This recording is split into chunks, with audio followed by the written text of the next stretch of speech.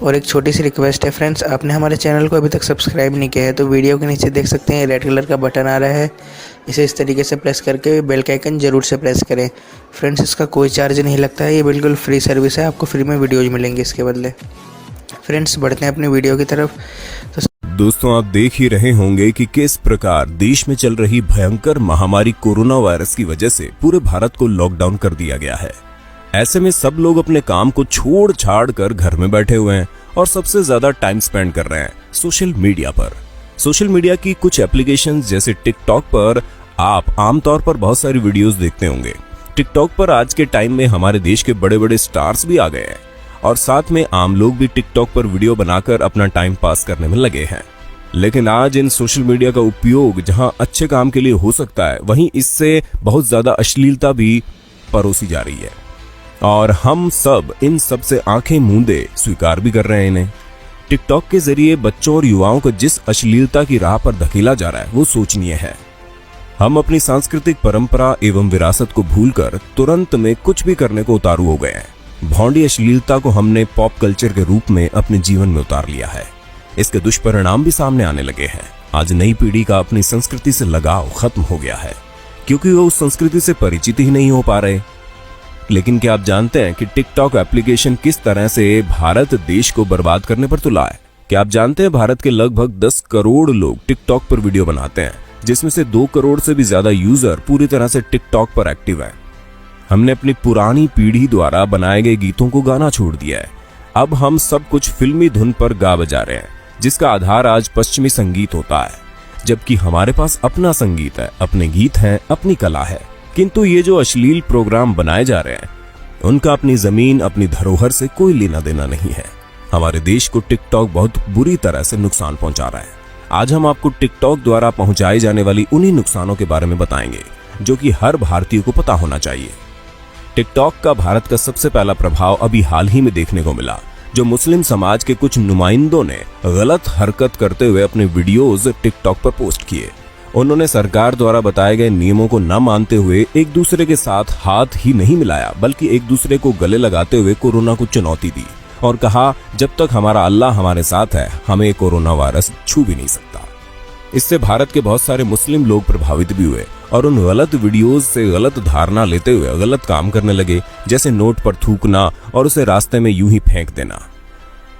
Corona से संक्रमित जमातियों को हॉस्पिटल की नर्सों के साथ बदसलूकी करना और नग्न नाच करके दिखाना।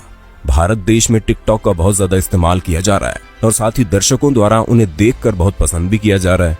भारत में बहुत से ऐसे लोग हैं जिन्हें वीडियो पसंद आती है, तो वो अपने सोशल मीडिया के दूसरे अकाउंट्स जैसे व्हाट्सएप, फेसबुक पर उन वीडियोस को शेयर भी करते हैं, जिससे टिकटॉक एप्लीकेशन बनाने वाले लोगों को बहुत ज्यादा पैसा मिलता है। लेकिन क्या आप जानते हैं, आपका एक छोटा सा मनोरंजन प्राप्त करने का जरिया यानी टिकटॉक एप्लीकेशन के जरिए चीन को हमारे देश की संवेदनशील जानकारी मिल जाती है। जहां कोरोना वायरस के संक्रमण की वजह से पूरा विश्व अपने सभी प्रकार के काम धाम छोड़कर बैठा हुआ है, वहां मात्र टिकटॉक के जरिए ही चाइना करोड़ों मिलियंस डॉलर आज एक दिन में कमा रहा है।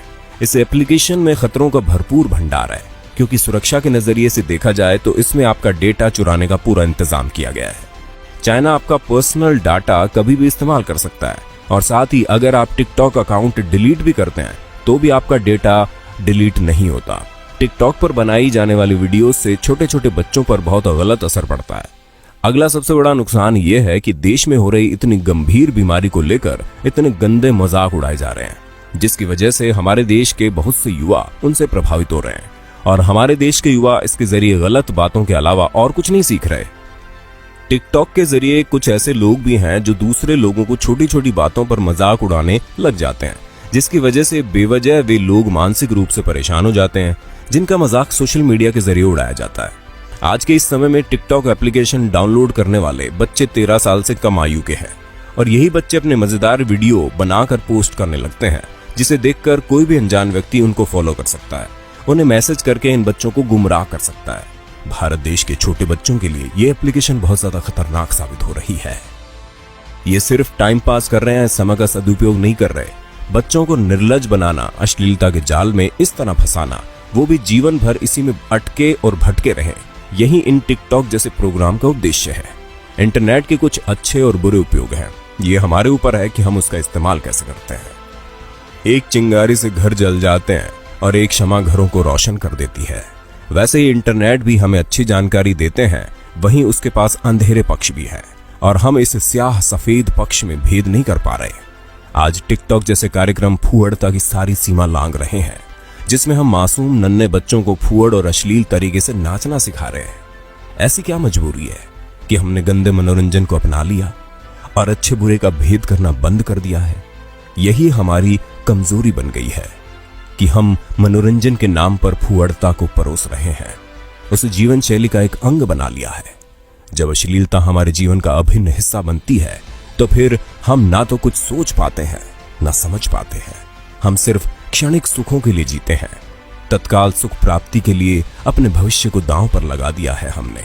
तभी तो टिकटॉक जैसे प्रोग्राम को जीवन का एक हिस्सा बना रहे हैं। टिकटॉक पर डाला गया कंटेंट छोटे छोटे बच्चों को बहुत बुरी तरह से प्रभावित कर सकता है, जिसकी वजह से अमेरिका की सरकार ने अपनी एयर फोर्स में इस ऐप को बैन कर रखा है और इंडोनेशिया ने भी कुछ समय के लिए अपने शहर पर इस ऐप को बैन कर दिया है, जिसे देखते हुए भारत की सरकार भी आज इस ऐप पर बैन लगाने की सोच रही है। दोस्तों, आप क्या सोचते हैं कि इस ऐप को चलते रहने देना चाहिए या इस पर बैन लगाना चाहिए? अपने जवाब हमें कमेंट्स में जरूर बताना। और दोस्तों, हो सके तो इस जानकारी को ज्यादा से ज्यादा शेयर करें व्हाट्सएप, फेसबुक पर, ताकि ये सच्चाई हर किसी को पता चले और ऐसी एप्लीकेशन का बॉयकॉट किया जाना चाहिए। फिर मिलते हैं दोस्तों किसी अन्य वीडियो के साथ। अगर आपको वीडियो अच्छी लगी हो तो हमारे चैनल नॉलेज टीवी हिंदी को सब्सक्राइब करना ना भूलें। धन्यवाद।